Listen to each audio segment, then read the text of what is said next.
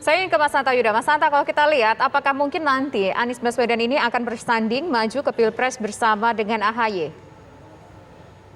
Ya, peluang itu tentu saja mungkin. Apalagi kita lihat peta koalisi yang mungkin terjadi ya. Paling tidak yang hari ini tendensi peta koalisi kalau kita bagi menjadi 3 polar, basis analisanya adalah isu yang sedang katakan isu penundaan pemilu itu kan terbagi menjadi 3 kutub paling tidak. Yang kedua adalah dilihat dari kedekatan partai, kecenderungan ketiga adalah potensi kingmaker. Nah, kalau dilihat sekarang ada 3 pengelompokan, katakan 1 PDIP dan Gerindra, kalau mereka berhasil membangun aliansi mendukung Prabowo Puan Maharani, sementara begitu kecenderungannya.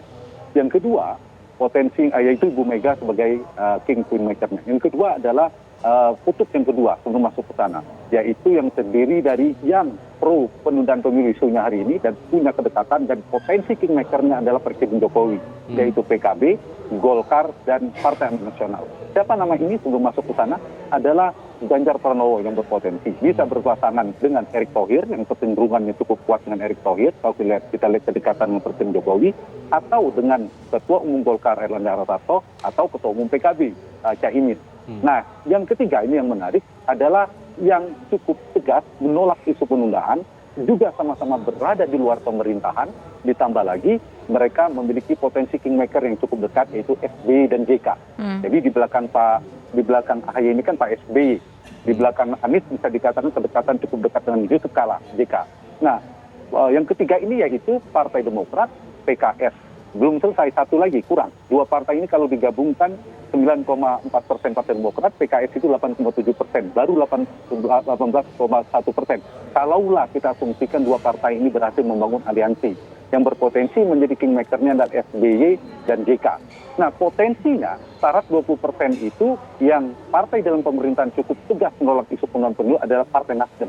Jadi mungkin saja Partai Nasdem bergabung menjadi bersama PKS dan Demokrat itu membentuk aliansi kutub polar politik baru dengan mendukung katakanlah nama yang sedang kita bahas yaitu Anies dan AHY. Itu peluangnya ada. Karena apa? Karena Anies cukup dekat dengan Partai Nasdem, dengan Pak Surya Paloh. Tetapi sekaligus tantangan terberatnya adalah soal kedekatan yang cukup berjarak antara SBY dan Pak Surya Paloh. Kita tahu Pak SBY dan Pak Surya Paloh itu secara politis tidak terlalu dekat dibandingkan tokoh-tokoh yang lain. Itu tantangan terberatnya. Yang kedua, kenapa saya katakan ini punya peluang juga cukup besar, 2 kombinasi figur ini cukup saling melengkapi. Satu kekuatan, katakanlah selain sipil militer yang telah dibilang, Anies basisnya sipil, kemudian AHY adalah militer. 2 figur ini juga kalau kita analisa, mereka berangkat dari kekuatan basis yang relatif saling melengkapi.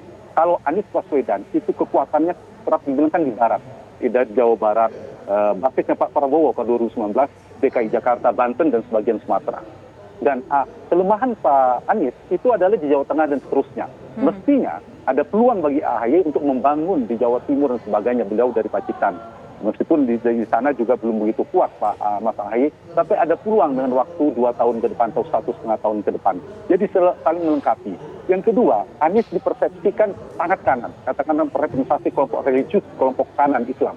Dan AHY kan relatif tengah, karena itu religius dan nasionalis juga saya kira saling melengkapi. 2 kutub yang saling melengkapi. Kelemahan AHY kerap disampaikan soal pengalaman beliau, selain sebagai ketua umum soal pengalaman. Tetapi kita tahu Anies memiliki pengalaman dan terbang politik yang cukup tinggi. Jadi 2 figur ini kalau saya ditanya, tentu punya peluang besar. Secara figur, personalitas, kekuatan, latar belakang, mereka itu saling melengkapi. Tantangannya adalah 2 hal. Satu, bagaimana membangun, meyakinkan partai-partai koalisi, terutama mungkin PKS punya peluang bersama Demokrat, partai di luar itu, terutama partai yang sekarang memiliki kedekatan dengan Presiden Jokowi yang berada di dalam pemerintahan untuk membangun aliansi itu, apakah mereka berhasil membangun itu? Kalau mereka berhasil membangun itu, maka berpeluang untuk membentuk koalisi sendiri, saya kira itu faktor yang paling menentukan. Baik, menarik untuk ditanggapi Bang Zaky. Seperti yang disampaikan oleh Mas Hanta Yuda, apakah memang sudah terfikir sesuai dengan apa yang disampaikan oleh Mas Hanta Yuda, koalisi yang akan nanti kemudian dibentuk oleh Demokrat, PKS dan Nasdem tadi disebutkan, apakah ini masuk dalam agenda dari Demokrat? Tapi betul sedikit ya sebelum Mas Zaky, meskipun masih dinamis. Nanti ada kalau dari kami jelas sampai dengan saat ini. Ada Anies lagi ketemu dengan Ridwan Kamil, Mas AHY juga mungkin ketemu dengan tokoh-tokoh yang lainnya. Baik, silakan Bang Zaky. Ya, ya pertama begini, kalau dari kami jelas aspirasi dari internal ya, dari kader dan juga dari pengurus, harapannya adalah Mas Ahy sebagai capres, itu satu. Tetapi Mas Ahy juga sudah sampaikan berulang kali bahwa bagaimanapun kita harus ikut dalam kontestasi. Entah itu nomor 1, entah itu nomor 2, itu belakangan lah kita pikirkan, nanti kita menyesuaikan dengan situasi. Karena bagaimanapun bicara mengenai pencapresan ini ada dua hal, satu masalah tiket, kedua adalah masalah momentum gitu. Tiketnya apakah kita bisa dapatkan? Nah, dapatkannya dengan cara melalui tadi koalisi. Ya, melalui koalisi tentunya saat ini kami sedang membangun komunikasi dengan semua pihak, tapi tidak dalam konteks capres sebenarnya, tapi lebih kepada bagaimana kita bisa segera lepas dari pandemi dan ekonomi segera pulih, sehingga kita bisa fokus nih nanti terkait dengan pemilu 2024. Kalau pandemi sudah semakin reda, ekonomi sudah semakin baik, nah ini tentu akan lebih memudahkan kita untuk fokus ke pemilu 2024. Baik. Nah yang kedua lagi-lagi terkait dengan masalah momentum ini. Kami juga melihat saat ini masih pandemi ya, sehingga belumlah saatnya kami terlalu awal mendeklarasikan dengan siapa. Karena pintu ini masih terbuka dengan semua.